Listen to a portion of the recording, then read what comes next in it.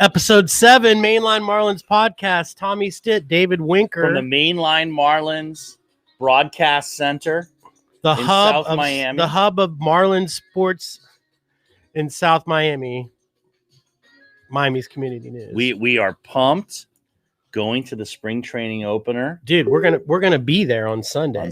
Ready in to Palm go. Beach, which is where the Astros play. Astros Cards home in West Palm Beach, which is a fun ballpark. I love going. I wonder who's going to start for the Astros that game, because we know it's Daniel Castano for us, for sure. Yeah. My wife is from Houston. So is she an Astro fan, or is she a big Ranger Astros fan? Okay. And it's interesting because is she going to be like all in gear, and we're going to get people are going to be throwing like beers at us? She won't be there, but my mom is coming with us. Oh, all right. And I invited my mom to come. She's a big baseball fan. Very cool. And she's been to a lot of spring training games with me over the years, and it's interesting. And little Christina? No, little. They have sailing on Sunday. So okay. But they love going, and it's interesting because. It's funny. I think one of my daughter's favorite. She loves Billy the Marlin, but she does love Astro. No, Orbit. She loves Orbit from the Astros. But the point is, we've been to a lot of games there, and it's a fun time. So I'm looking forward to going it. The home opener for the Marlins Roger Dean is Monday. Yep. So just to be clear, we've got but still, we're not going to be able to watch it on TV unless it's on MLB, the app. Yeah. That's it. Yeah. The Marlins are in a pod of the Cardinals, the Mets. Of course, they share the facility with the Cardinals. Right. With the Mets in Port St. Lucie, the Astros, and the Nationals, which share. Houston and the Nationals share the facility. Do they have a trophy for who wins the East? Grapefruit League East? That would be a funny trophy. It'd be awesome. Like I was going to ask you about, we talked earlier about this idea of the under rating of the Marlins. Yeah, Pacoda picks them last. MLB Power Rankings picks them 5th. It'll be. Makes no sense to me. It's funny because your takedown Tommy, like you the wise guys get it right. Yeah, and it is interesting. But I was reflecting on that the other day. Like there's just, I wouldn't bet. I'd bet everything against that. Right now going to look up odds to win the World Series, because I have a feeling it's got to be probably 700-800 to 1. Let's look at it. Marlins odds to win World Series 2021. It's got to be huge. So while he's looking at plus 8,000. So $100 bet gets you $8,000. I was gonna say, explain that. I'm gonna take that. I'm gonna do that bet. $100 to win 8,000. Why not? To win 8,000. You should take. I'm gonna do it. Let it ride. I might not shave my beard until they win. They're better than 500. The All-Star break. So we're looking forward to it. We ended up, the way that the system works is they're selling the tickets in pods. Yep. And my understanding is the game is sold out.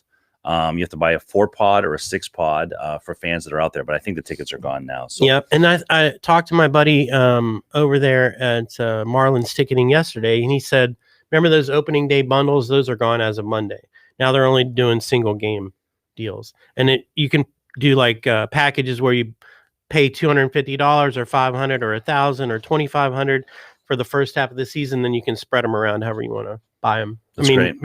Like two people for this game, 3 people for that game, whatever.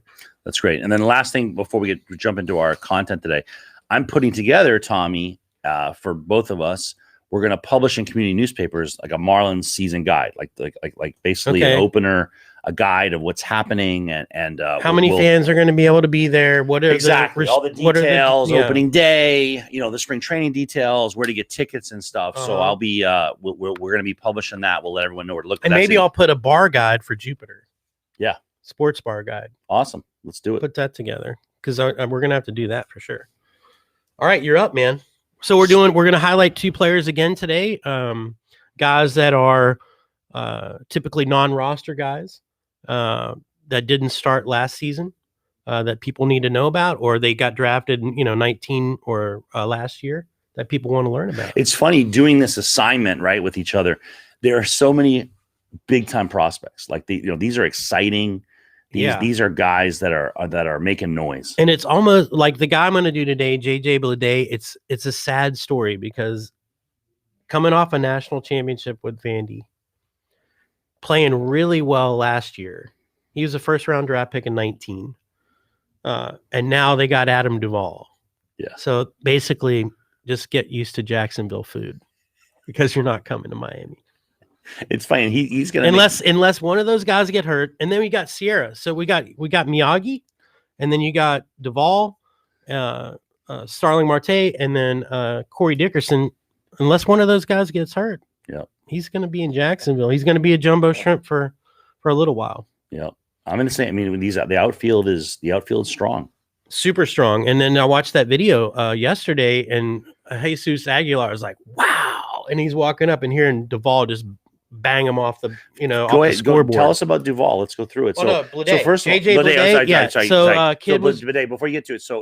You're talking about Vandy. Have you been to a game at Vandy? I have not, but I've been to a game at an SEC school in Arkansas. But I got to tell you, going to a game in Nashville, it's fun. It's a downtown stadium.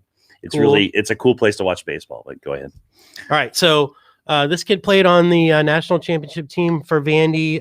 Drafted in 19, first rounder. I think he was the third pick. This kid, I mean, he was 449 on base percentage, hit 27 homers his senior year or junior year, the year he got drafted, 701 slugging. And then he came up last year, a limited role with the Hammerheads, which is our low A team in Jupiter, hit 257, 3 home runs, but only a 38 game window of things to look at. But this guy, if they didn't get Duvall, I would say he would be starting opening day, but he's not even going to get a chance. Yeah.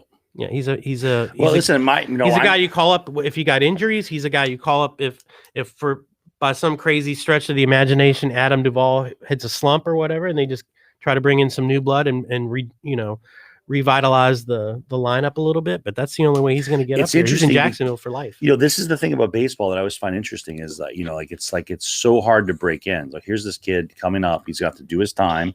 Yeah. He's got to keep it up. And, when you go through the 5 skills, right, hit. Yep. Hit for power. Yep. Run. Yep. He's got decent speed. He's not got blinding speed. No. He's a big kid. He's 6'3", 200, 205, 210. Arm strength. Yep. He's probably above average in arm. Here's a crazy thing. When he was at the Hammerheads, he was errorless baseball. Yeah. In 38 games. Not one error. Yeah, that's interesting. Yeah. It's interesting because it brings it to me with Peyton Burdick. He's a right-hander. His natural position is left field. He'll play right field. He's never I don't think he's ever played center. When was he drafted? He was 2019. He was a third rounder. Same year as Bleday then. So he's like a 24-year-old kid. Yep. He was drafted out of Wright State. He came in. He was playing in 2019. He played for the Clinton Lumberjacks. Ooh. Low A ball. Listen to these stats. 214 at-bats. Okay. He hit 407. Ooh. 15 home runs. Ooh. 72 RBIs. 24 stolen bases. Dang. 60 walks. Corey Dickerson better be on point. So, this is a kid that can play. I like that walks. They're really excited about him. I guess, last year the minor league season was canceled. Right. So it was an interesting year for the guys. So he was in Jupiter in that instructional league that they have. And I guess he impressed with the work ethic. Where is Clinton? I should have looked it up. Is that Iowa? It's not. It's Midwest. Yes. That's fine. I know you're the fact checker. I should have. Listen, I'm not the producer right now. This is. But this goes back Denise, to... and here's the problem with Denise being a producer. Shout out to Denise, who I love. There is no problems with Denise, who I love to death. I was right, Iowa. We got no coffee right now. No, we got no Cuban coffee because she's over there. I always call her the most most highly overqualified and expensive. Underrated, overqualified. Wait a minute. Underqualified? Wait. Overqualified. Oh, definitely overqualified. No, overqualified. Right. Underrated. Underappreciated. But yeah, so getting back to Burdick about the 5 skills again. He can hit. Yep. He can hit for power. Yep. And then you run into the problem. He's got above average speed, clearly with 24 stolen bases at 214 at bats. Arm strength's okay. Right. Defensive, he's good. And that's not good enough. It's like that's the thing about playing in the major leagues. Both these guys are like mirrors of each other. Yeah. Amazing players that aren't even going to get a chance to play. Yeah. It's so interesting. But maybe they come on if we make a playoff run, maybe they get added at the end. Yep. I often think about baseball when you think about I a lot of times when I think about baseball scouting and skill sets, I think of two very different players. Bo Jackson. Yeah. Who's just one of the best athletes that's all around. Bo knows everything. But ever been on the planet, right? And to see what he could do in baseball, that catch, the throw, above average at everything, right? Right.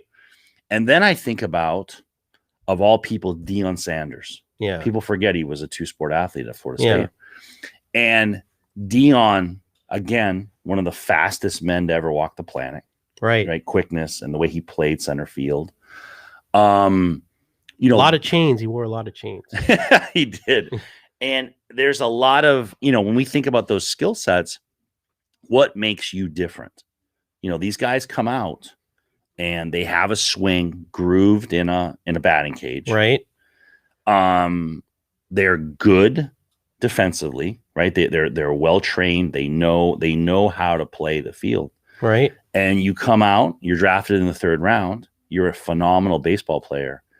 There's just pure athletes that you're going to have to beat out, and it's going to be hard. Like you're just going to have these phenomenal athletes out there, and it's an interest. I point all this out not to be doomsday on these prospects' chances. I actually think both these guys will be playing. No, but I mean, what does it say about what Jeter and what Kimming are doing farm wise to build this thing because they're trying to build something that's evergreen, that's going to last. And they're doing it. These are young kids. Yeah.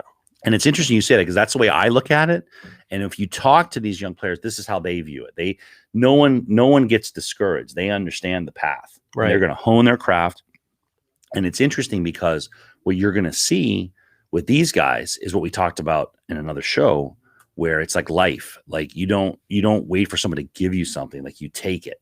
Right. And these guys are going to be in Jacksonville. And if you're hitting 400 in Jacksonville, it's like, oh no, screw you. Screw you. Like I'm going to make it so you cannot not call me up. You cannot ignore me. Right. And that's what these guys have, that capability, if that makes sense. Like they're not just going to do their job. They are going to make noise and bring attention. And it's like, you either bring me up or you trade me to somebody else. Like I can play in the big dance. But you know what? Maybe these guys are trade material for us to get another starter. Yeah, I was to say starting pitcher. Yeah. You package either Bleday or Burdick, put them in a package together, and we get one pitcher that just is a knockout guy. Yeah, because you got two. These guys look like two outfielders that are going to be able to play Major League this season. Yeah, they should both be playing. Yeah. All right, so let's talk about so Sunday. What's the start? 1 p.m. 1:05 or 1? I think it's 1, but yeah. Okay. At Palm Beach, what's the weather? South Florida. It'll be beautiful. It's gonna rain. Hold on, let's see, because we gotta give an accurate report on what is the weather for Sunday. Oh, sunny, high of 86. There you go. Yeah, it's warming back up. Yeah, so shorts and a t-shirt. I think I'm probably gonna call the people and have some Mainline Marlins shirts printed up with the hashtag "Who are these guys?" Who are these guys? Yeah, and then the Instagram. So listen, we're on Facebook, Twitter, Instagram, Spotify, Apple Podcasts, Google Podcasts, everything that we can be on. MainlineMarlins.com. All the episodes are archived and cataloged there.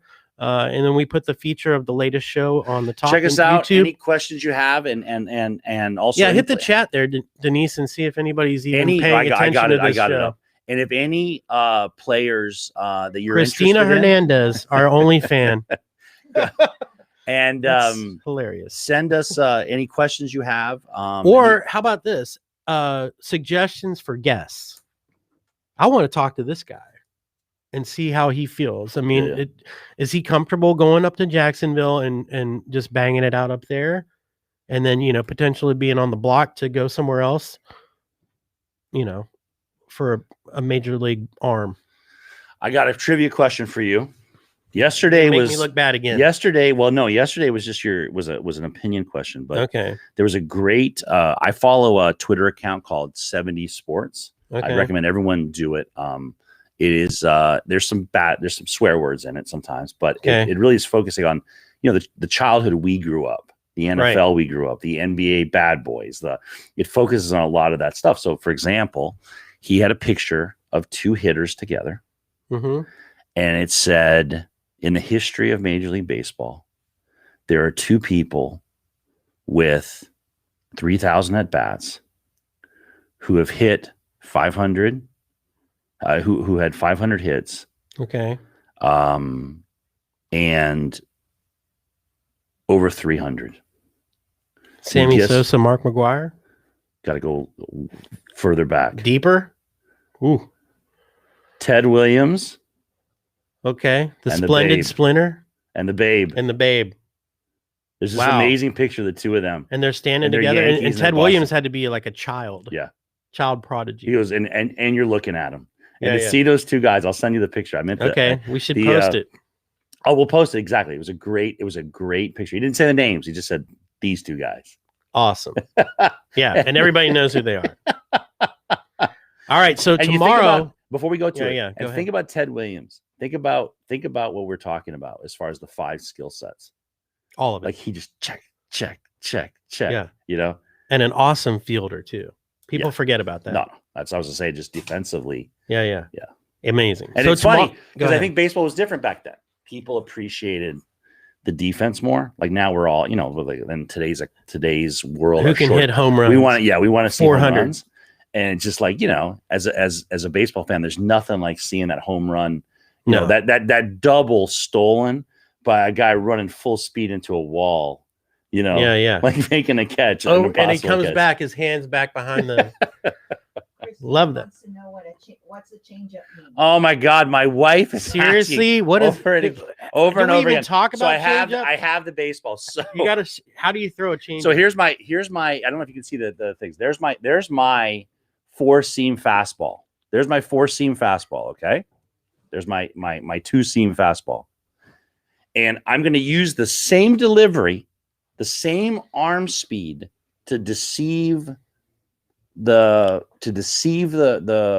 all my deliveries need to look the same, so the hitter cannot see the difference and tell my pitch right as it's coming out of your hand. What I'm going to do is, instead of having the ball in my fingertips like this, I am going to put it deeper into my hand. Same throw, same release. But the ball, I'm not snapping it with my fingers. And you don't have the spin velocity. So my velocity and the spin on the ball is going to be significantly less. So these guys, Christina, are throwing 96 miles an hour fastballs, mid-90s. Please don't hurt Denise, she says. I got a glass shield. Yeah, and she's got her own like plexiglass over there. So worst case scenario, that's going to fall down and break something. And I will and so you go from a 96 to a change up. What would you say a major league change? 78. I was gonna say exactly 78. You want to go that there because he's had 396 mile an hour fastballs, an 89 an hour cutter or slider, right? And then you set him up.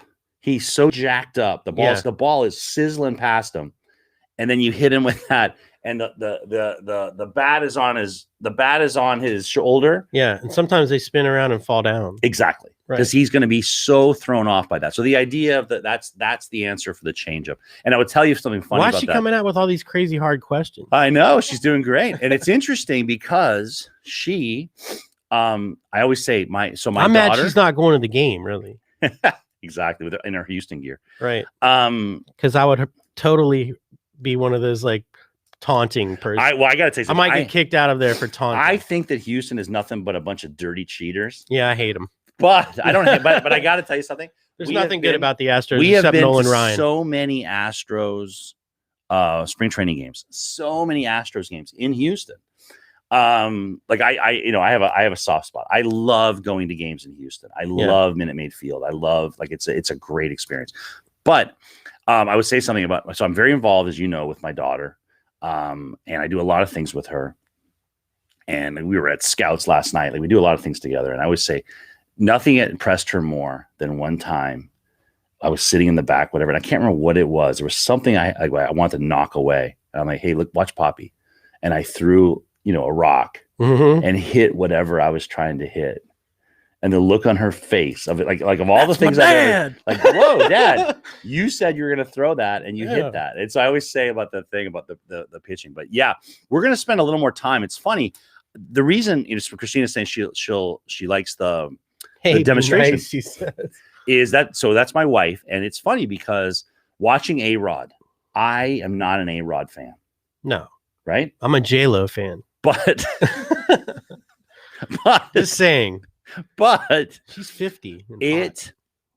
His commentary, his ability to break down the game is uncanny. Yeah. And when I watch him, and he will do exactly what I did. Like he's breaking up pitches, like, and I got to tell you something. I love that level. Like I love, like it was funny. I was trying to explain to someone the other day between the difference between a slider and a curveball. Right. And I was like, it's the 12-6 motion. Like I one's breaking left to right, one's breaking up and down. And it's all about, is it, the way to look at that is it a 12-6 curveball? Is it a 1-8? Yeah. Is it a 2-7? Like, you can really break it down. Right. And I think that we've dumbed down baseball where guys aren't talking about that. And like, he'll get on there and say, here's the deal. Cause and it's funny as a young pitcher, they will make you decide, right? So you'll throw all these different pitches, and basically they're just telling you like you need 3 pitches. Right. You pretty much you got now in today's world you got to have a fastball, right? Right. We don't have any slider or curve. We don't have any more Phil Necro with the knucklers. Oh, Charlie Huff. But that's a Marlin, actually. And it's like you got the guys, and it's like, are you throwing a curveball or are you throwing the slider? Right. And I think you'd agree that most people have gone to the slider. Yeah. Because of the description you just described. So in breaking down the pitches, you can talk about, I'm not going to talk pitching all day, but the idea is, it's a matter of the grip on the ball, right? The release point. We were talking about sidewinders the other day and how much we love the side. I love and Adam Simber, we got him from Cleveland. I can't wait to see him pitch. I would never be a good manager because I would just like every time there was a sidewinder, I would he'd get extra points just because I love watching sidewinders. Yeah, me too. And I think it throws off that rising ball they're not used to in baseball. We don't see a lot of sidewinders. The ball coming from a point that it actually can move up on you, which is it's interesting because I watch a lot of softball, and that's what almost all those softball pitches because it's underhand. Everything is rising. Right. And it's an interesting dynamic. But anyways, I love talking about the stuff. But so one thing we didn't talk about yesterday, and you had Max Meyer as your guy. We have to have like a mullet thing, like a contest of who's got the best mullet. The best mullet in baseball. Marlins mullet. Let's do that for tomorrow. I got to tell you something. I am so I do find it interesting, and I that's one thing that's fun about baseball is so many of the teams, you see like the Red Sox. Everyone has facial hair. Everyone has hair like yours. Right. And then you see those Yankees. For the Johnny Damon look. I hate those Yankees. Right. And I do love how they look like old school. Everyone's got the tight haircut, shaved, done up. Like I do. You love can't that. even do like a mustache. You can't have a 1 day. You couldn't even have a soul patch. Yeah, you can't even. Yankee. I know, it's funny. Yeah, that's why I wouldn't play for them. Oh no, really? It's a rattlesnake no, but I in love Texas. It, I love it. The sidewinder is the pitch on the side. I'll have to show you. I'll try to throw and I'll probably end up in the hospital. All right, so here's something that's awesome. And I've got to email her today as a reminder, I promised. Christina Di Nicola tomorrow afternoon. Yeah, 3 p.m. At 2. Good, I'll be here. 2 because 3 p.m. is guess who's going to have their premiere show tomorrow? Who? Tony Bosch. What? Tony Bosch. He's got his own show. You got to hype that. Oh, I'm hyping the heck out of it, man. And I think he's got this kid, Palomino, that used to be an MMA guy, and now he's a bare knuckles champion for like the last 5 years or something like that. Thanks to Tony Bosch's amazing biomedical engineering. Everyone should watch the original interview with Andy Korge and Tony Bosch and Brett Romberg. And you should. He has a very unique perspective. Yeah. So on Mainline Marlins Instagram, on my IGTV part tab on there is the little part, like a 3-minute thing of him talking about the 60 Minutes interview, and it's on Mainline Marlins. Yep, definitely Instagram. recommend it. It's awesome. Watch that. But I think tomorrow it's a 3:00 start for Tony Bosch. That's awesome. I mean, look, they got us. They got to bring in somebody. We'll be back. Well, yeah, exactly. Who's better to follow the Mainline Marlins podcast than from the Mainline Screwball Tony Bosch from the Mainline Marlins podcast studio here in South Miami? Yeah, we're gonna change this whole background. This is garbage. It's gonna be like black with our logo back there, and I'm gonna try to get some T-shirts so we can give out at the game. So awesome, sounds good, Denise. Thank you. You're amazing, and coffee's on its way. So we had to wait for it, but it's going to be even that. And just better. So we know, just to defend ourselves, I did bring coffee this time. I make my own coffee, and I brought coffee for not today, but yesterday. So it's not always just a girl's job. You're right. We can do that too. Yep. We can make coffee. I'm going to start making coffee for to make a point. I'm going to start making coffee. Yeah. So tomorrow, no morning show, but at 2:00, and Christina Di Nicola. I'm going to email her right after this. Awesome. All right, Marlins fans. See you tomorrow. Mainline Marlins, episode 7's in the books.